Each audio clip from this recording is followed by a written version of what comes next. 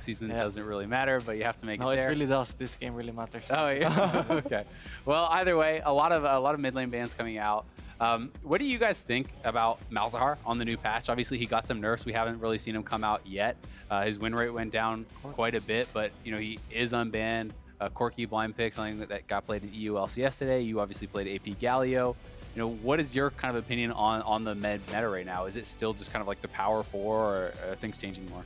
No, I think every champion, like I think one is a bit stronger than the other, because I feel like if you play Azir against Ryze, then Azir wins. If you play Galio against Azir, then I feel like you can get pressure as Galio, and then when you play Ryze against Galio, you can get pressure. Like it's just everything has like a slightly counter, but like a mini counter. But it's not like you will never lose really hard. Yeah. What about FLICKR Orianna? Where does that fit in? I think that was a misclick, right? No, actually, had the ADC masteries, he forgot to change. No, I think it's actually good because you can, with the attack speed, just push in really fast. And I was playing a lot in solo queue and in scrims, and we just, if I look at the end of the game, my area deals like 2k damage sometimes, or 2.5. And with Fleet Footwork, I have like over 10k healing in most games. So the Fleet Footwork has like AP ratio, so just looks really strong in general. Like, I feel like you don't lose out on too much damage to not take it. With Nunu, it makes sense, kind of with the playstyle that you like to go for. You're obviously kind of known for your Nashor's build. Well, it's pretty good, yeah, because you just get like, it's like a weaker Azir, but Azir was banned, right? So I feel like it's a good Azir pick afterwards. What about the Kayle? Where's the Kayle at? Hey, let's not talk about Kayle. No Kayle? Okay. Bad memories of it. Okay. But I think like Malzahar is, I think, probably the weakest one out of those 4, because I don't think, if you blind pick Malz, you can get punished really hard in lane phase, even though you can TP back. Enemy can buy QSS first item, and then this removes your pressure kind of. And Malz is not it's probably the worst pusher out of all of them. If you could destroy the Voidlings, obviously. So do you think that's because of the nerfs in the patch, or did you already think he was already the weakest? I think he was already. I don't think the nerfs do anything. Just obviously the ult is 20 seconds. More cooldown, but I don't think it changes anything. So what about Corki, right? That's going to be the pick here for High. It's something he's played a lot. We saw it in the EU LCS earlier. Corki for a long time last year was kind of known as this matchup that was supposed to be pretty even against whatever. Can't really be a pretty safe blind pick. Well, do you think that fits into the kind of power 4 or so ever pretty well? I think it's just a safe pick. Like you don't really lose really hard, especially against Taliyah. But I think the problem here is that they play like kind of getting pushed in mid laner, and Taliyah will just. I feel like Taliyah can just push that guy in 24/7 and just have so much more options. So I think that's already like a huge disadvantage. If you pick Corki, you just want to farm for late game, you know. Yeah, you just hope your team survives. Yeah. What about Zach? You don't think that can change anything up as far as like if Taliyah is pushing? Do you think that there are opportunities to actually turn that around on the Taliyah? For sure, he should start looking to gank and force Taliyah's flash, and then obviously Corki can match the Taliyah roams with package once he has it, but obviously it's more cooldown and the TP if he keeps it. So I don't think it's too bad, but I think Taliyah can always get the push early game, and he can always push whenever he wants and like always move first. So and they should be able to contest camps as well, because Taliyah, Zijani, they just outmatch I think the 2v2 there as well, so they should be able to contest Raptors, maybe take the blue buff, depending on the side lanes. That sounds pretty strong. So how do you feel about some of the other mid laners that are kind of less picked? You've played a few, like Syndra. You played a couple Syndra games last week. What is your thought process of playing a champion like that then, when everyone is kind of just saying, oh, these other ones are so much stronger? Well, I think after these like 4 power picks are kind of out, and I think they were all banned in my games, then I think it kind of gets wide open. There's a lot of picks you can pick, like Corki, Taliyah, I think Syndra is one.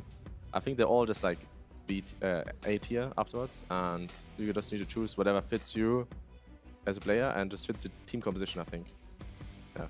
Yep. All right, so GP, Kog'Maw already on TSM's side.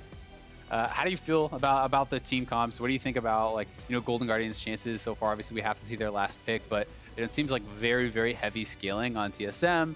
Obviously, Taliyah has a lot of push. You can roam the side lanes, and Cog and GP kind of like hyper scaling late game champions. Like, how are you feeling about these sort of comps? Well, okay, let's see I want to see what Karma.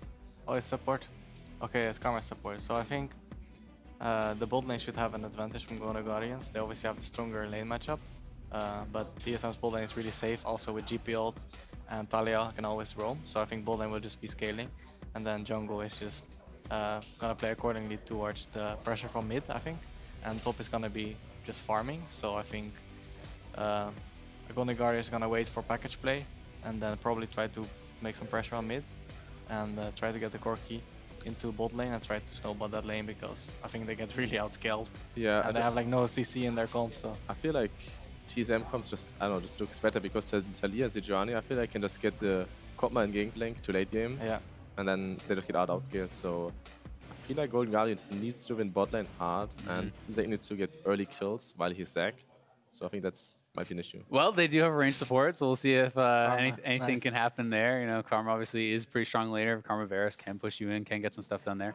But I'm kind of curious. So, what is your guys' opinion on GP versus Gnar? That's a matchup that people are talking about a lot as pretty Gnar favored. But I don't know if you watched Huni playing against Darshan earlier, and Huni did Relic Shield start into Corruption Potion and Doran's Blade, and he was actually going even with Darshan, even in the early stages. Actually level 3 back. Yeah, pushed him out of lane. I think it's Gnar favored, but I think if you're like a god on GP and win the barrel game against Gnar, you can like just win the lane anyway. Like you can see it in I think LCK and here in NALs as well, like that sometimes the GGP just wins against Gnar. I think it's pretty. I pretty think strong. early game it's not that bad for GP, because you go Corruption Pot and you just spam Q him, and your Q is shorter cooldown than Gnar's obviously. So I think you can actually do something early, but then at level 6 when Gnar gets big, ultimate, yeah. it's doomed. It's all downhill from there. Yes, it's a blower. Yeah, but GP has such good scaling, right? You obviously always kind of have late game with GP. You have the ability to split push. You have the ability to just kind of farm it out and affect side lanes with ultimate. So, in this mid lane matchup, obviously talk a little bit about that. Bjergsen versus High, players aside, Talia versus Corki. You're talking about Talia's advantage in push. Is it just kind of High just has to farm it out and try to affect side lanes? Can he actually get anything done there in the mid lane? Well, he can, with Zac ganks, Talia, they can obviously force flash, heal, get like pushes with him. But besides that, I think he should just farm to Trinity Force. And I think at Trinity Force, he can start winning. But I think it's still favored for Talia. Like if he gets like 2 free items, I think Corki can make fun of Talia. If he gets like Rapid Fire, Infinity, and Trinity Force, he just needs like double the damage and outranges. But before that, it's like really hard. So I think after Trinity Force, it's like a skill matchup. I think Talia will just never fight Corki. Just push for her life. Actually, I thought it was Karma mid for a second, because he just walked up mid, and he just got the gold. Yep. All right, so you guys have spent a little bit of time in the LCS. Is there any difference, do you think, as far as like overall like play styles and stuff, like between the two different leagues, EU versus NA? And what do you guys think are the differences between the actual leagues themselves, as far as teams, as far as play styles, as far as like work environments? Is there really much difference? Well, I guess the communication is more smooth because it's like the first language. Yeah. So, and we don't have.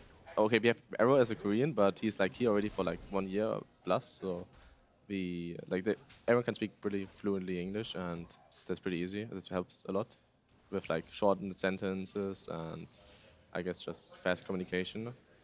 And I feel like NA just gets Dragon like way more often than the LCS. I don't know. I feel like we just. Why? I don't know. I feel like NA plays a way more controlled game, and it feels less like playing for kills. I feel like in EU, like a lot of teams just play for kills and not like actually thinking about what they can get without like getting kills and what to play for. But obviously that's different between teams. But I feel like everyone in NA just has a more clear plan, like how to play out the game. And I feel like also the individual players this year are better than the European players.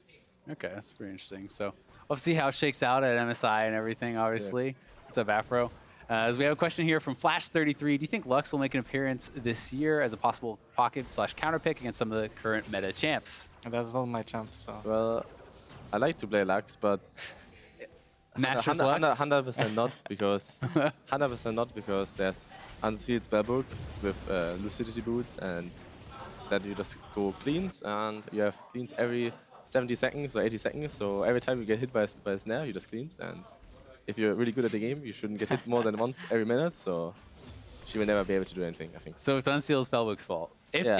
if that were to get nerfed, right? If Oh, Unsealed no, Spellbook it's wasn't in shambles. there, Yeah, do, like- do you think that Lux can come back in? No, too high CDs, like her E spell. You just gotta basically- kill people with the ultimate and then it resets. That's true. That's actually really cool, but There you go. the thing is that like there's an Azir who just shoves like soldiers into you all the time, and then you can't do anything. At least that's how I I feel. think this champ is just the skill shots. Like the Q is too slow and too predictable. The E is hittable in lane, and it's good for zoning. Uh-oh, this is looking tragic. This guy is dead.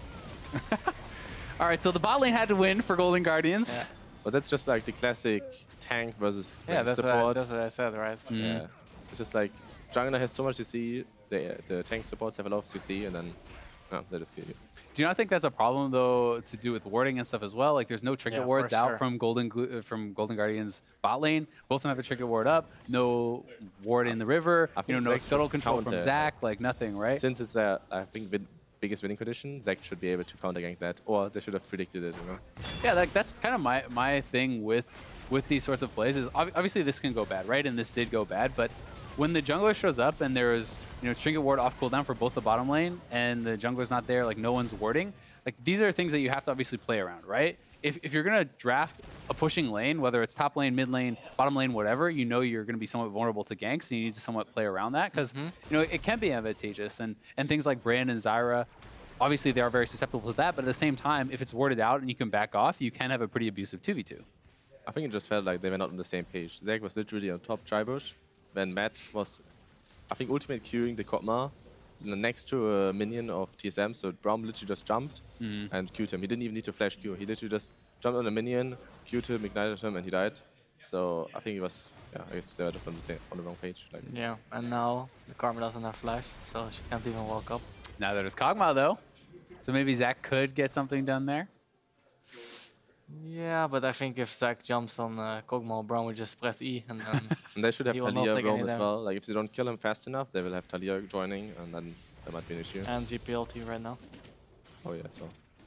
All right, so is it doomed? It's looking. It's already doomed. You're already opening mid on this game. No, I think We're 6 minutes in. Come on, where's the hope? I would call for open right here. You call for the open? I think I would believe in now. Like now needs to just solo kill that guy. Yeah. Like, I Do you believe in play it out, or are you the guy who's sitting AFK in the base calling open though? I would just right now I would just ask open question mark. And then if no one responds, I would just keep playing. You keep playing. You give it your I would best. silently. But is it half-hearted, or are you trying your best still? Be honest. It's We'll like, know if you're it's lying. like when you put your chair like all the way back, like. All right, that's not giving your all. The other question is NA open? Because anytime anyone calls it open in NA solo queue, No one is then opening people it defend. ever. But it's the People same- start defending. Actually, EU LCS Open is worse than NA LCS Open because NA Open because in EU solo queue I feel like they say open and then they rush Baron. Also like this. That happened to me a lot of times. It's a viable strategy then. It's It's shot calling. You call it Yeah. open, and then you rise all your team into the Baron pit. You take the Baron, and then the comeback is on. Yeah. yeah, we pretend like you're AFK, but then you're actually not. That's Just bait them in. That's what happens. You just gotta tilt them. Yeah. Okay. So There you was guys actually- you gotta bring that strategy to competitive next week, you know? No, but there was actually one game I played in EU. We were playing as Vitality, and their top laner was writing open mid. And he was, Wait, in the Yeah, he LCS? was actually writing it in the LCS, so we got Oh kind of, no. we got kind of baited them. I think I Really? don't know if we lost that game. I think we almost lost. But we were just running like it was like the Nexus was open. Yeah. We were running towards it, and they were like, "Oh, it's lost." But then we actually couldn't end. So yeah, I don't know. I was like, "Oh, are they actually opening or what?" But they were not. Do your they were just teammates strong. ever want to forfeit during the stage games? Has anyone ever you ever had a No. game where people are trying to actually forfeit it? Because those are so rare. There's been a couple where people have forfeited games, but it's like super rare. I think No, it just depends not on the for me. players. No, I don't think so either. Like players are more. I think they're more like, hey guys, I think this game is really doomed. You know. I think they would just say that the game is really hard. But, Yeah. Or like everyone would You're all silent- honorable summoners. everyone Fight to would the very silently end. know the game is lost if they have like let's say, Kotma GP and we go like 50 minutes and then it's like, guys, what are we doing? You're scaling. You're always scaling. You have Carrying late game, storms no in matter our what. pocket. There was like when we were playing at Worlds with Fnatic in playing against Good Tigers when we were really ahead the first game Yeah. and we were like 10k ahead and we lost. And then the second game we were also playing really well, but we lost as well. then obviously in that high pressure situation, you can feel like everyone gets, the atmosphere gets so bad. So it's like, yeah, it's though at this times, like it's way easier to get really frustrated, you know, and like be like, oh, I just want to get out of here now. Because if you win 2 games and then you draw, then you're not looking forward to playing the 3rd game, right? Yeah. Obviously. Or you get frustrated by like little mistakes. Yeah. I always feel like when I'm watching player cams, if the team stops talking, you kind of know that team's gonna lose. Like as soon as everyone stops talking, you can tell, oh god, like this team's about to lose. If you see a big Baron throw, like in our B studio in the theater, we would be really close to the players, and sometimes you look over and the whole team is just dead silent. You're like, ooh, this is gonna be an unlucky game for them, I think. For sure. I mean, obviously, when you are behind, then you have less control over the game, right? So there's limited options, but yeah, I have with my team as well that sometimes no one feels like you can do anything when you can actually do something, but it just depends on which player steps up in the moment and be like, whatever, you know, it's just another game. Like, kind of like push the mood up. Yeah, for sure. So speaking of Worlds a little bit, and what are your guys' like favorite League memories? What do you think is your biggest accomplishment or your favorite actual memory from competitive, from solo queue, from whatever? Okay, so my best solo queue moment was a game where there was like an insane level 1 fight. Did you see it? I uploaded on my Place TV. No, I didn't see it. it. So it was like I was playing Vladimir, and there was like we were rushing into each other, and the fight literally went on until like 250, and it started at like 130, and everyone like first we ran to their jungle, then we were fighting, then people died, then we ran back to our jungle, and then we ran back again. Like it was hilarious.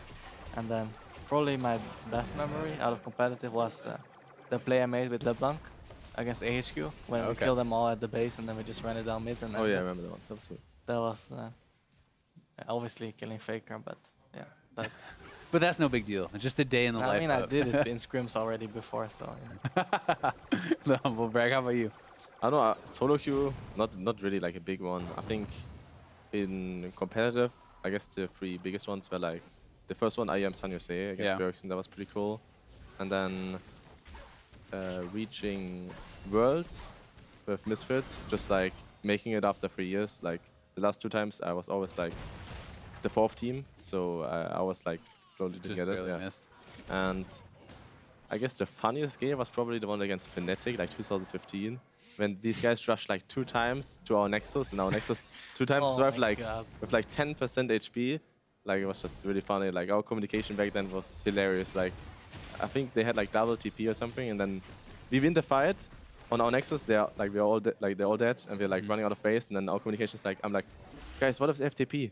And then my team says, because we didn't time anything, so it's like, what if the FTP? They can just TP in our base. And then my team replies, we just hope they don't. And like these communications, like if I look at this like 2 years later, it's like, I don't know, what did we do there, you know? Yeah, but it all worked out. Yeah, it all worked out. It was pretty close, but yeah, it was pretty funny. Yeah, that's pretty cool. Do you think that like the base races and things like that are just kind of like naturally more memorable? Because I feel like everyone like those games are always so exciting. Yeah, I feel like just the adrenaline gets like you're so excited. It's like so much pressure, and everyone is talking, everyone is screaming. It's pretty cool. It's pretty good. So TSM obviously a little bit ahead, up a couple thousand gold, but comp is kind of maybe the bigger issue, and High's looking somewhat dead. Do you guys, like, what do you do in a situation like this then? I mean, you're down 4-0, the comp is better scaling, like if I was that cocky, I would feel really powerless because like I literally can't help my team. I'm playing getting champion, they're getting owned in the early game, and my goal is literally to farm up and hope the game survives. And here, that we're not surviving, right? But if I was the Talia in that game, I would feel like if I would stop the mid laners like Talia and Corki, I could at least make plays, I could make like ultimate plays. So you don't think you can do anything even with package? Of course you can like package TP. Like you need to be creative right now. Like he needs to get like, I think the CPS example is like not too helpful. I think you should have just wait for next package, get Trinity Force, package. There's not many options right now, I feel like. Yeah, but yeah, right now it just relies on the enemy team to mess up, right? So it's such a big lead in like 30 minutes with a scaling composition, you should keep in mind. Yeah, exactly. I mean, obviously, you're talking about Corki scaling, how it is pretty strong in the late game, and how much damage you can put out compared to Talia, but does that really give you that much hope when you're up against a GP and a Kog'Maw? Not really. No, not really. I think those champions, I mean, Corki, if you get full items, then I feel like the poke is so good. You know, in rapid fire, you just crit and then you walk away. So you actually have range advantage, but I still feel that's like it, kind of. Kog'Maw can just like do the same, you know. If he hits you like 2-3 times, I feel like he can just. Yeah, but I think Kog'Maw doesn't buy rapid fire. That's true, but I don't know. Getting to 6 items in this game is pretty difficult, I feel like. Yeah, for sure. It's going to take a little bit. So. Why do you think we don't see more like Janna Cog and this sort of stuff even? You know, obviously you talked about how it's kind of more risky to play like a Karma or a Brand or a Zyra. What about some of the more defensive supports? Because I feel like in solo queue there's so much Cog Lulu, so much Cog Janna, these sorts of comps that feels like if the Cog gets to a decent point, it's almost impossible to ever get on them and take them down. But still, we don't really see much of that, if any of that, in competitive. Well, they play it in UHS, no? I mean, like, they don't play Lulu or Jenna, but they play like Zillion. I think it's kind of the same. And I feel like the Zillion late game with Tristana was always working out. They just always won the late game. So it's pretty strong, I think. Yeah. Yeah, I don't know, actually. I think maybe if the top tier supports are out, like, I just feel like Braum is just so OP because...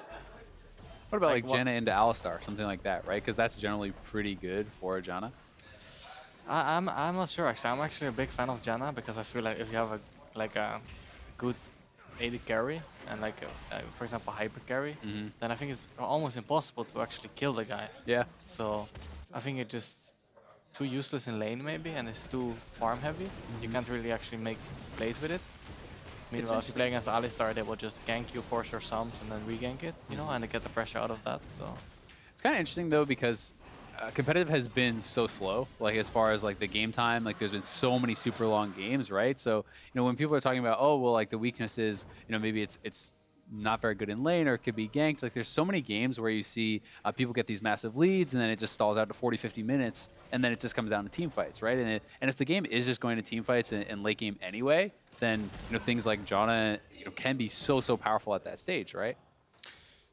yeah, I agree, but I think usually there's one team in control, and usually there's a lot of wave clear, and yeah, I mean, obviously the game ends with a team fight, but there's also games where people just fully control the game and split push you to your Nexus is down, right? They don't actually need to kill you. They just get 3 inhibitors with the Baron, obviously because they have control and they have stronger champions. And yeah, you can pick stronger champions for team fights because you know it's gonna go for late game, but you can't always get the fights. At the same time, if you're behind and they have control, it's obviously way better to have like an Alistar or something who can actually make a play happen. Yeah. Make it like a 3-man knock-up or flank as Alistar and hit the AD carry into you. You have like more playmaking potential, right? More comeback potential. Then if you have a Janna and let's say enemy AD carry is 1 item or 2 items ahead of your AD carry, the Janna doesn't really help. Like enemy AD carry will deal more damage anyway. Yeah, that makes sense. All right, so we got a question here that was from Twitter as well. Who is your North American arch enemy going to be? So who's your rival? And if you don't have one, you could just start shit-talking someone on stream right now, and then maybe you can make one. You got anyone? No rivals? I don't think I have any rival. Well, I think well, Pobelter is really good. What's again? I think Pobelter is really good. Yeah, so Pobelter is your rival? Not my making rival. you rival, No, man. not a rival, just someone that I think is really good. Oh, okay. But yeah, I don't think like a rival, but obviously it's always I always want to win against TSM. Yeah, so Bjergsen, That's you want to maintain the Bjergsen Kryptonite status? It's 6-2 right now, I think. They're off me, so need to win the next one, you know. Yeah. And make sure the season series stays in your favor. Exactly. Yeah. But obviously, like Jensen, Pobelter, and Bjergsen, they're really good, and I really want to keep playing against them because I feel like they just have something. I think they're more consistent than the EU mid laners, and I feel like it's just different. They're more calculated. They're not maybe better mechanically, but I think they give less options, I think, of outplaying them. Yeah, That's they're interesting. just really solid, and it's really hard to get ahead against them because, yeah, they just know how to play the game well with their team, right? So speaking about Pobelter a little, it's interesting because Pobelter has always been someone who gets like a lot less credit than, you know, especially like than Bjergsen and Jensen. They're always the people that mostly people have talked about in LCS. So how do you think Pobelter stacks up to those guys? Because you called out Pobelter as the mid laner you really respect. You know, not Jensen, not Bjergsen. Yeah, do you think he's I do as good? them. No, it's not to say that you don't, but I'm just saying that's the guy you chose, right? You know, what is it that is so good about him that makes you look straight to him and instead of one of those other guys that mostly people would talk about or think about? Well, okay, so I think those mid laners are kind of equal. Mm-hmm.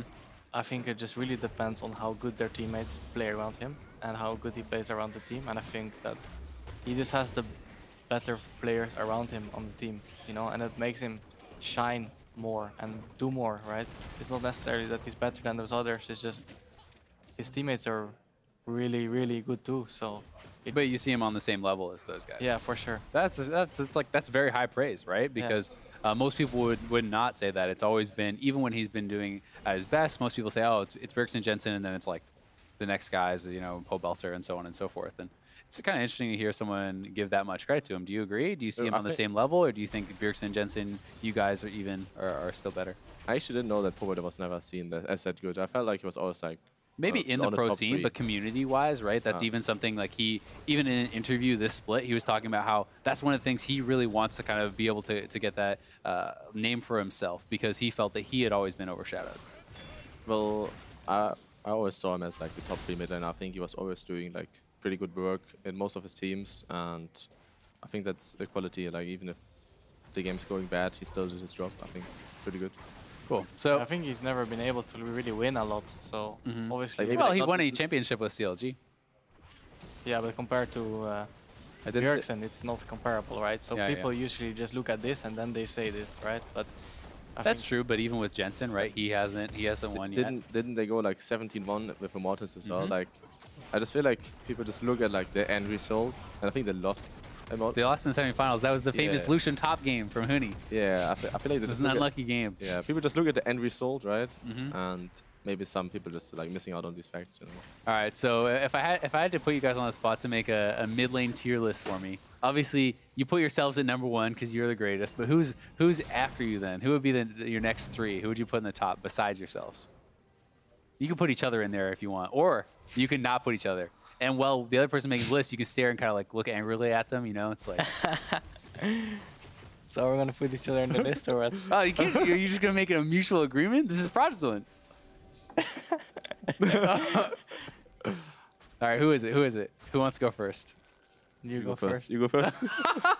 Okay, so just judging from now. Yeah. It could be just this current. It could be all time. It could be whatever you want. You just have to give your So criteria. just from this time, I think probably Poe Belter is the best. Okay. After that, I think Jensen. And yeah, probably Bjergsen after. But it's really hard to say because I've played players. For example, I haven't played against Power Evil like at all, you know, in scrims. Yeah, we didn't face each other. So it's like it's really hard. So I'm just rating the players I face. Yeah. So I mean I think Of course, you're both the greatest. I But think besides from that, I think there's not a lot of like difference between the mid laners. You know, it's just some players everyone has different strengths, different weaknesses, but different champion pools as well, priorities. So And I feel like it always comes down to like how you play as a team, right? Like I think it's hard if you play good. Like as example, he took Poe Belter as example. I feel like he's playing us really good with his team right now, and that's why he can just shine way better. I feel like than the other mid laners. so what's your top 3? I feel like I would probably say literally the same, but I would add. So I would say Poe Belter, Jensen, and Bjergsen. But I would say I'm not sure, but I feel like Phoenix did quite good as well. Yeah. oh yeah, And I'm I not actually sure totally how forgot I about would this rate guy. him. Like I feel like he deserved to kind of be like the third as well, like maybe with Bjergsen right now. And some players I literally didn't face, like Pebblefin. Like I don't really face Keen in scrims. So it's like a lot of millers I'm not facing, but like these 4 I would say like are pretty strong. Yeah, actually, I totally forgot about Phoenix. I think this guy, I played against him. New list. Is he in there? Would you Yeah, put him in your for top sure. 3? Yeah. Top 3. I feel like he's matching the 3, like the third one. Okay. Yeah, this guy was so good with Azir. Like I've never played against such a good Azir. Like I was playing Ryze and I played this matchup against other players who I think are really good. You know, always not gonna spoil who plays this, but like no one played it like he did, and I never got so punished before, and I was really surprised. So yeah, I think this guy is really good. I'm not sure about the other champ because people call him Azir one trick and stuff, but I think he has a good champ pool. And he's really aggressive. It reminds me a bit of FLICKR, how Yeah. he plays. That's a pretty big compliment. I mean, it's the champion that he was kind of most famous for. It's his most famous play, you know, like the 1v4 quadra kill type thing, bot Yeah. lane. He's definitely a really, really good Azir. So we got another question here. What do you think it is about like EU mids? Obviously, there's a ton of EU mids in NA. There's a ton of EU mids that have been very, very strong across the board. What is it that kind of has made European mids so strong in League of Legends?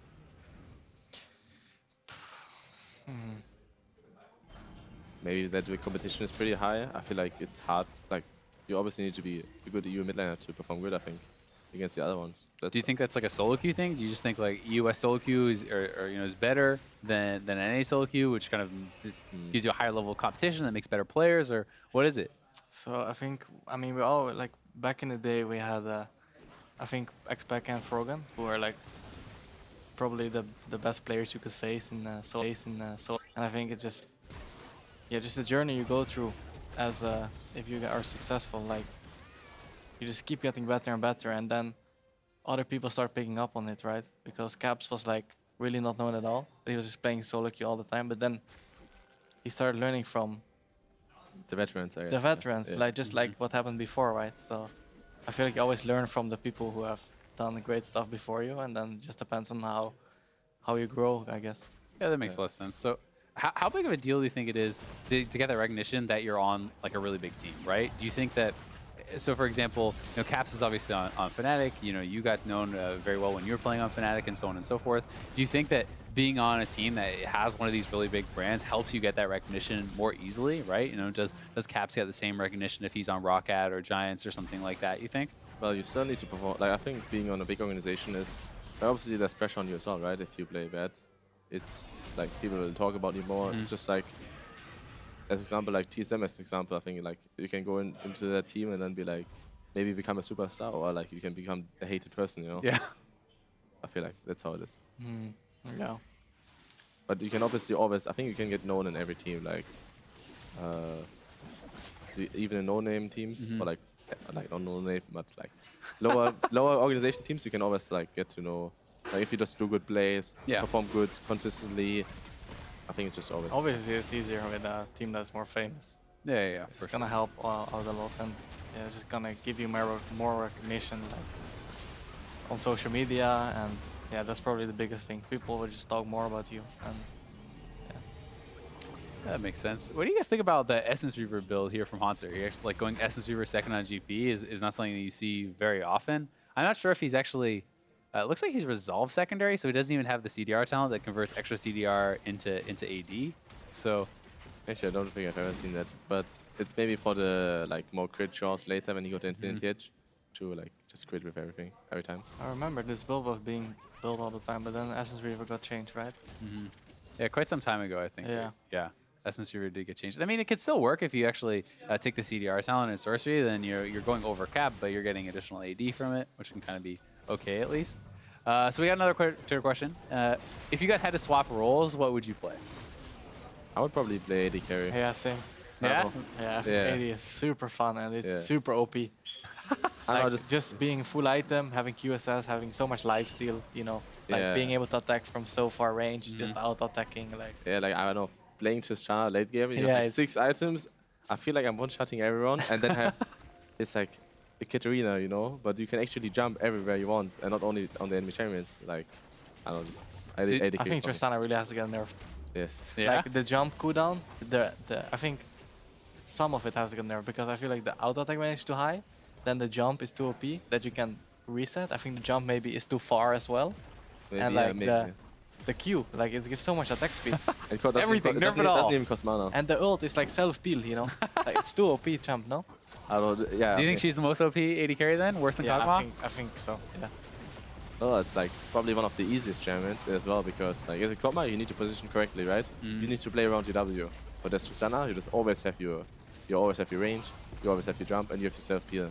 Yep. It's just very easy to play, Yeah. I think, as other AD carries. Do you guys like when AD carries are kind of meta in the mid lane then? Like when you can play Lucian mid and Corki mid and that sort of stuff? Yeah, for sure. I really like to play this kind of stuff, but it's not that good right now, Well, so yeah. it sucks. But I felt like Lucian was not, like, it's not, for me it's not like a Tristana, right? Like, Yeah, It just kind of is like you have so much range. Illusion is actually kind of close range, besides the color. Yeah. Illusion, when he's strong, though, is so good in the early game, the mid game, you know, so he still can be pretty dominant, but it's not like this exciting. Then when you meet a Tristana, you know, you're just, and then you're hitting each other, you know, like... Yeah, you die before you get in range. Yep. Yeah. All right, so TSM, pretty far ahead. It's looking pretty grim for Golden Guardians. They're pretty much just playing the game out really, really calculated, and they're not giving Golden Guardians any opportunity to do anything. So it's just a really controlled game in general. Like, I think there was only one kill in the last, I feel like 15 minutes, but they got like an over 10k gold lead in over these 50 minutes. So they're just playing the game really controlled and really good. All right, we got another question. If you could have the abilities of one champion, who would it be? Like outside of the game? Yeah, in real life. You can be that champion. Twisted Fate ult. Twisted Fate ult? Yes. Global Ultimate? Not even any hesitation. Yes. Where's the first place you're going to ult to? To my home. To your home? Yes. Yeah? Okay. To my country. Oh, okay. I thought you meant back to your apartment. I was like, that's not very interesting. No, obviously to my home country. Go get some food. And then I just teleport back, you know. Yeah, man, that's actually so good. You can't copy his. You have to do a different one. No, I'm still thinking. I have actually no clue. Why does he? Like, he was so fast. He literally said He's it like... been thinking about this. Yeah. He's thought it through. Damn, man. Yeah, I mean, I saw the question. So Holy. I'm still... That's always something I want to be able to do at least. Well, why is it not even possible yet? You know, teleport in 2K18. Like. Yeah. Damn. So it has been on my requirement list. That's definitely should be the new meta. Airplanes are far inferior. Would be more chill. Too slow. Yeah. I mean, Shen is kind of the same thing, you know. Maybe you could take Shen, but you have to choose a person. Yeah. I think it'd be a bit weird if you're trying to go home. You like, you know, Shen ult to your mom or your dad. You know, that could be kind of weird to show up and. Wait, what else actually? Yeah, I'm literally thinking. I feel like that's not much. That was the first thing that came to my mind. There's nothing else. Just one champ. Yeah. There you go. All right. Well, TSM looking like they're pretty much. They're just ending the game. Gonna clean this one up. Riot's ult would be fun, I guess. I know, but it's like the same as well, right? It's like teleportation, you know? Yeah, but it's not that far. And it's not global. Actually, well, I guess TF isn't even global anyway. Yeah. How far does it go? From here? Yeah. How far does it go? Maybe it doesn't even reach your country. Probably. No, wait, it doesn't. Of course it doesn't. What if it only goes a couple blocks? Then Shen is better, right? What you can do is you can teleport. Then you wait for the CD and then you can just teleport. Yeah. You just keep doing it every couple minutes. You just go a little bit further. You just teleport, yeah. But then you have to go into the ocean. Yeah, but then... You can just raid, you know? No, you don't have to go to the ocean. No, there's like... There's secret island. Yeah, secret island. Never found. You have to call some boats. Call some boats? Yeah. Yeah, TF ult onto the boats. And then the next boat will be ready in range. Like maximum range, you know? Oh, okay. So you're just... that's what you're going to spend all your esports money on. Just buy a fleet of boats. Yeah. So you can TF ult from boat to boat across the ocean. Yes. All right, so TSM, they're going to get another win. So 2 and 3 now. Your guys are tied. That was a pretty exciting game. Yeah. I don't know. Yeah. As we said before, I feel like they just didn't have any options anymore after the early game went bad. And I think Golden Guardians didn't risk enough in the draft. They just had too much scaling. I feel like they just got out-drafted a little bit. Yeah. Do you guys think, have you guys played against Golden Guardians at all in scrims? We did a lot, yeah. Yeah. Do you think that they have more to show? Do you think that it's just, hey, it's not going to work for them? Or is this a team that you think can actually pick up a lot of wins? Like on the analyst desk, they were doing the over-under, right? Are they over or under 3.5 wins? And you know, Mark said he thought they were going to be under 3.5 wins. Do you think they're a couple-win team? Do you think they're a no-win team? Where do you see them? I just feel like what I said before the game as well. I said they just from where they are right now, they just have nothing to lose right now. I think they should just try to risk more, maybe cheese, find strategies. You know, but they will keep losing, right? Huh? They will keep losing. If yeah, if they just draft more aggressive and risk more, gotta try something. Maybe they can get some wins. Yeah. All right, what do you guys think about your chances for tomorrow? So you're going up against Echo Fox, I believe. You're going up against Cloud9. You like your chances? Are we gonna see some Kale, maybe some Tristana mid from both of you? Well, I think we face Cloud9 today and Echo Fox tomorrow. It's both Echo really Fox strong opponents, but I don't know. I feel like we are 1-4 right now, so we have nothing to lose as well. Just you have the game to lose. You have the games to lose, but they have more to lose. Oh, okay. If they lose against us, they're bad. Yeah, that's what it's all about, right? Where's the confidence? Well, they lost today, so maybe they tilted. No, I think we can win. Like I think the 1-4 score, like the 3 games we lost were literally all 60-minute games, and it just came down to like one team fight and like I think just team decision making in a late game because we were just not on the same page, or people got really nervous, or people were like not calm enough because they didn't really have long games in their career yet. So I feel like these games were all really close and it could have been easily like different scores well than 1-4. So it feels a little bit bad, obviously, but I'm looking forward of like improving and just beating them. So it's winnable. How about you? It's winnable. Winnable? Like yeah. I think we can probably win against any team we play. It just depends how we play, right? So I think we have a lot of good strengths, also obviously weaknesses.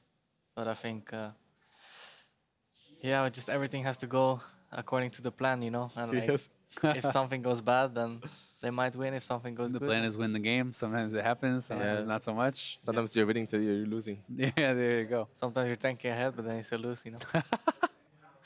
I mean, you guys have had a couple of really dominant games, and then you've had a couple of games that haven't gone so well. What do you think has been the problem in those games? Has it just been, you know, laning issues, communication issues? What do you think are some of your problems? Well, I think the games I think it has to do a lot with your champions, because usually when you pick champions and you should be ahead, but if you're not ahead, then you're really useless, because obviously some champions lack wave clear and they're way better from ahead, and if you fall behind, then it's just so hard to do anything. So yeah, it's just a combination of a lot of things, like obviously laning phase, team draft, decision making in the game. It's a no easy fix. What do you think was in the last game the problem? Couldn't you, like when you guys throw to the Baron, like couldn't you guys just have split push with Jace, or do you think just the team fight in general, like the engage was bad? Like what do you think was the problem with that? Like, because I felt like you guys could have just maybe like split push with Jace, but you guys decided to team fight. Yeah, well, I don't think that was. Yeah, obviously, like you guys can win team fights as well. I just like I think we could have won team fights, but I think we're not playing towards our winning condition. Like for sure, I think Jace should be splitting our game, and then we were doing good by making them come to Baron. Yeah. And if we just keep hitting, like we keep splitting, and we have Shenot as well, so Gunnar cannot really fight, you know. Yeah, just outmark them, I guess. Yeah, and if they come to Baron, we just back off. If they go really deep into the choke, we can try to engage on them. But obviously, we're never gonna kill Trist, because we're gonna engage on her, and then she's gonna jump out, and then we engage on her again, like, and they out-DPS us, right? So, yeah, I think that game we really messed up with our split push, and we should have recognized we cannot teamfight them, because Tristana is just so, like, you cannot like get onto her, you know? Yeah. All right, well, there you go. So we have to nerf Tristana. Thank you very much, guys, for both coming on. Pee-wee, Febby, I really appreciate it. Next week for the LCS Lounge, we're going to have, it's Fox versus Golden Guardians. Not sure on the guest just yet. Maybe you guys can convince some of your teammates to come on. But either way, thank you very much, and we're going to hand it back to the guys at the desk.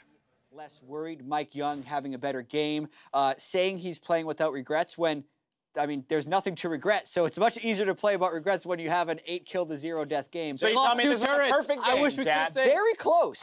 From Jat's mouth, perfect game, first perfect. No, I'm kidding. But it was. Really actually, in all seriousness, it was a near perfect game in the sense that it never really felt like TSM didn't have control over the fact that they were going to win it. Sejuani, Mike Young's performance. I mean, he definitely got some stuff done in the early game, 100% KP through the laning phase, helping get some of his main carries fed. And just intelligent ganks overall. The enemy team takes a squishy support that's going to try and bully out the lane, so you go after it early on. You get the flash out, means it's going to be susceptible to repeat gank, so he comes back down at level 6. They're able to hit this one. A little bit of miscoordination. The Q misses out of Mythy, but they're able to just collapse on this fine. Bjergsen's also making his way down, so it's good to see that this is a multi-man effort as opposed to just a single gank attempt. Yeah, and even though he misses the ultimate in the mid lane here on high end contracts, they stick around.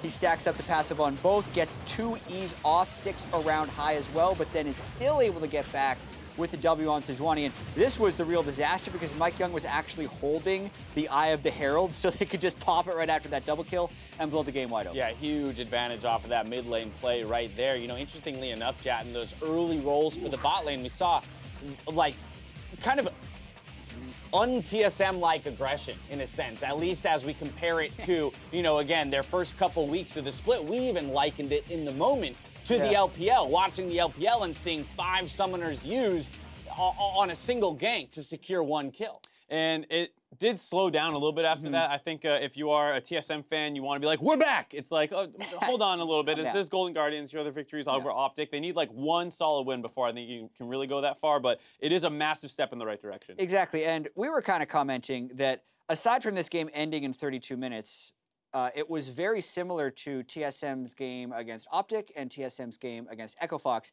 And Flowers had a quote that we were like, this could apply to any TSM game. He's like, the state of the game is about the same as the state of the game it was a few minutes ago, or something like that. He said it much better than I did. But the fact that they actually did then force Baron and make the next step is what was lacking in week 2. So if you do look at the progression of this team in week 1, totally hapless. In week 2, they got the first 15 minutes and then hapless after that. And here, now they got about 28 minutes that are going well. Soon enough, feels like they're trending in the right direction. Incremental improvement for TSM, that's what we're looking for. That's what they've given us so far, but they need to go a lot further if they want to contest for top team in the region. On the side of Golden Guardians, okay, we're 1 day into the coaching announcement. Obviously, there's next to nothing we can draw in terms of, you know, solid conclusions. But this is the only team yet to put a win on the board, and so pretty quickly here, we're going to have to start talking about morale. We're going to have to start talking about what changes do you make? How do you find those victories? And this is a tough question to answer because the org came in with a very different motto, in a sense, than everyone else, where they're talking about player development and all NA roster, and that's a thing where it's like, okay, so you're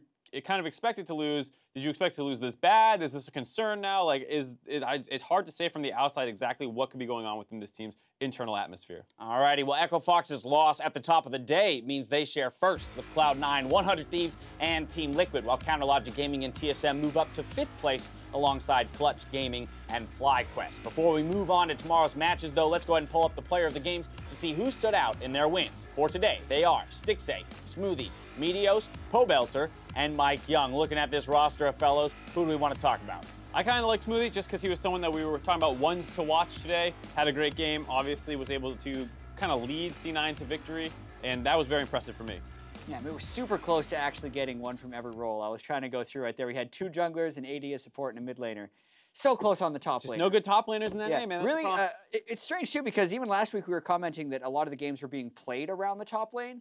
And I know we didn't necessarily see any kind of direct changes to too many of the picks, but I felt like today a lot of the game was trending around the mid lane and bottom lane, and the top laners just kind of neutralizing each other. You know, looking at that set of 5 players, I actually wanted to point at Pobelter. I know we gave him a fair amount of praise following their game, in which he was a large part of their early lead on his Corki play, but in general, this is a guy whose career has always existed in the shadow of maybe 1 or 2 other mid laners. And so, again, the question is, with a struggling TSM, you know, on the boards, and again, a CLG that is also struggling, is this maybe Pobelter's year to finally solidify himself as perhaps, you know, the top or mid laner rather in NA? Man, I gotta check myself every time I say positive things about Pobelter, because we were having this discussion at Worlds before week 2 last year with the Mortals, and we had all these graphics prepared about like Pobelter finally turning the corner. He had an amazing week 1 at Worlds, and then did really poorly. So like, he actually has, for as consistent as it feels like he's been,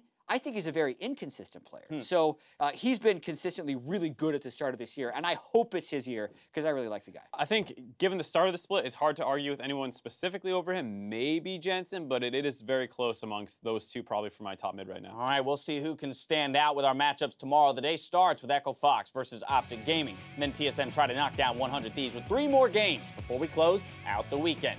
Now for myself, the casters, the entire live broadcast crew, thank you for watching, and we'll see you tomorrow for more LCS. Good night. LCS and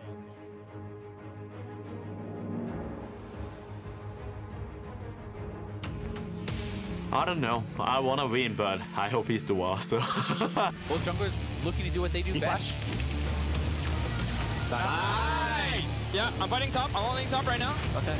Big damage under Dark Shot to the top side. And Booty is flashless. 1 more clock will kill him. Let's go! If they turn it around, everyone don't credit the players and the coaching staff. Credit Jack for changing his opinion.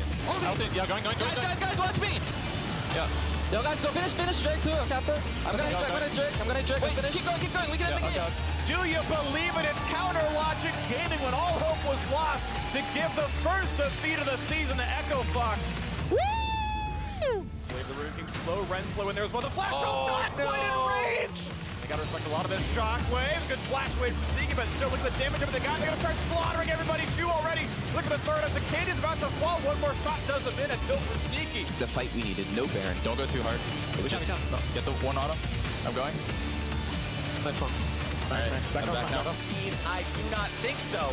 Jerkson grabbing a kill on that one. If I'm Zach, I'd need four TPs on my team to TP to every Bob, so I come back as healthy as possible. The stopwatch to buy some time as well. The knockup, the AoE taunt there as well as the damage going to be had, though, is Lyra about to lose his life. Oh my But God. his flag and drags out. Are you kidding me? He survived. He doesn't fray, but look at that. It's Galio. He's got ability power. He's got damage. He's got a kill. Right here,